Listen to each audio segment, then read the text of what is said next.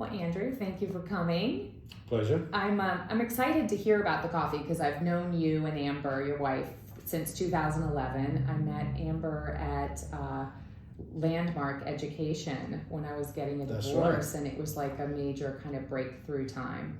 And I just want to say this is kind of a personal thing, but it's really, I almost want to cry when I think about it, is that I came to your house on November 11th, 2011. So it was 11/11/11. And you and Amber were taking the time to like reaffirm your relationship. You were somewhere in Europe. I don't know where you were. And I thought, I want that. Yeah. That really moved me, and getting to know Amber and doing all the personal work that we've done. And I think you and I have had some personal conversations about life and men and what men want and what women want and all that stuff. So that was kind of a cool way of meeting you. It was never really business. It always felt really personal. But I do want to talk about purity because I am excited to hear about coffee and all of that. But why don't you just tell me a little bit about yourself, like how you got here? Okay, well, I'll give you the sort of shorter version, but originally from England, and when I was 19, I decided to travel around Europe, and so I hitchhiked around Europe, and then I got enough money, which was about $1,000 to hitchhike, started in New York and hitchhiked across the States, and for $1,000 for $1,000 coast to coast. 3 months. I spent $1,000 in 3 months because everything was like sleeping on dorm room floors, like youth hostels and stuff like that, or not even that fancy. Not even that fancy. I actually bought a tent with my backpack, and so while I was hitchhiking, I thought, okay, I can't afford with $1,000 to pay for any hotels, so I'm either going to pitch a tent every night, or I'm going to, maybe someone's going to put me up or whatever. And in 3 months, literally, I slept rough one time where I had to pitch a tent, and I pitched a tent on a golf course. Wow. Well, that's not a bad spot anyway. It was middle of the night. It looked like a plain sort of like patch of grass to pitch a tent on, and then I found about 5 o'clock in the morning that people play golf really early. Wow. So you come, and that's what brought you to the U.S. Yeah.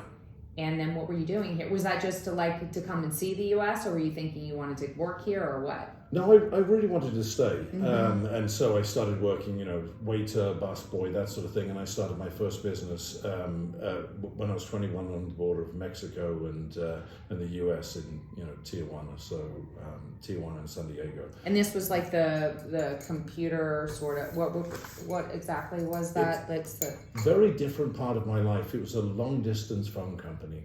So, basically the best way to describe it is if you were calling from Tijuana, Mexico, across the border to the US, or let's say Japan, you wanted to send a fax, it was $21 and a 3-minute minimum. So a fax would cost $21.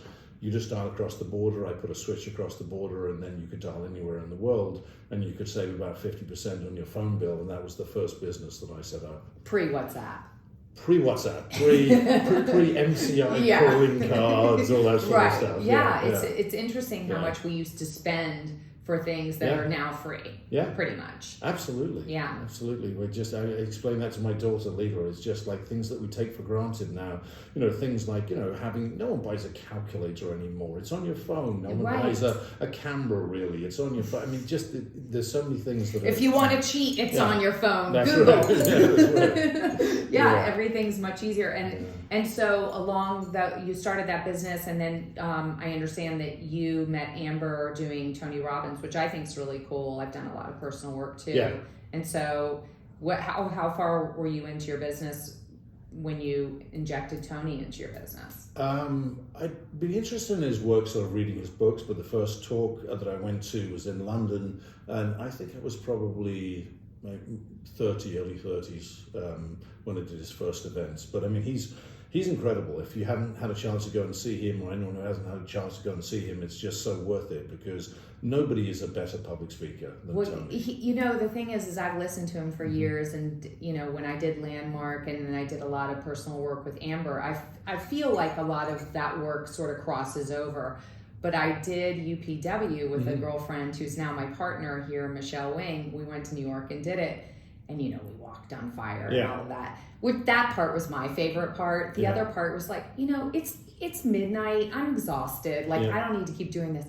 but I had a dream that like he was like my boyfriend or whatever. And I woke up and I was like, I'm so lame. How many women in here are having the same dream? Like he has that perfect balance of feminine and really masculine, like that he can touch those points. Well, he leans masculine, but the fact that he can touch those really sensitive parts makes him like smoking hot.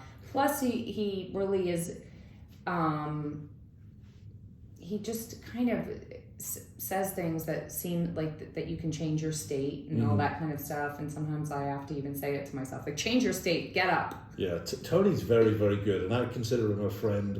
I've done pretty much all of his courses and spent reasonable time with him. But neuro-linguistic programming, which is his focus, which is the idea of embedded commands, there's things that are happening below the scenes that you just have no idea. Meaning, like, I'm sure the fact that you feel that way, a lot of other women feel that way. He knows how to capture an audience. He knows how he's talking to different groups. He's up there with those big arms, sort of godlike, and that's why when I woke up, I was like, I'm so lame. Like he's gotten in my brain, but I do think that I think that he has a lot to offer. And did you feel like doing that work helped you eventually get to purity? I mean, were you able? Well, I guess you were able to be successful with a business, and you knew how to run a business. Yeah, I mean, he's one source of amazing information. I mean, there's great sources out there, but he ranks in the top 4 or 5 sources that I would say that have influenced my life. So yeah, I'd say very influential.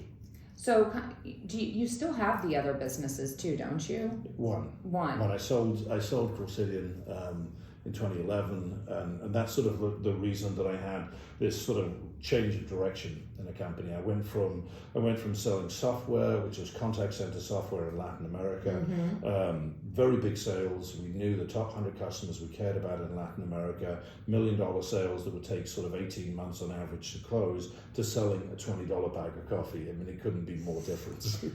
But there's volume there, and everybody likes coffee. That's true. But tell me why coffee? I mean, because at the end of the day, you were really a businessman, but this has become a passion for you and your family. Yeah, it wasn't intentional. It's not initially, and it started off because Amber was having some health issues. So we think, I don't know whether it's adrenal fatigue or there was some mold toxicity problems, but she was just having some low energy, very difficult to get out of bed in the morning. I remember that. Yeah, and she was just self-medicating like a lot of people do by drinking lots of coffee. And I was a tea drinker at the time. So, I mean, I'd never really been a serious coffee drinker until I started this business. And as a tea drinker, I was trying to persuade her, slow down your coffee consumption, because you're not doing yourself any favors. You're giving yourself caffeine, energy, when your body is saying you're really tired. And my husband, Jim, literally drinks like 35 cups a day. Yeah. It's ridiculous. And I'm kind of doing what you were doing. Like, this can't be good for you. Yeah. And so I started studying it. And Amber was sort of defensive. And she said, you want me to give up my coffee? You better come with a lot of evidence. I mean, you really need to prove it. And so I said, fine.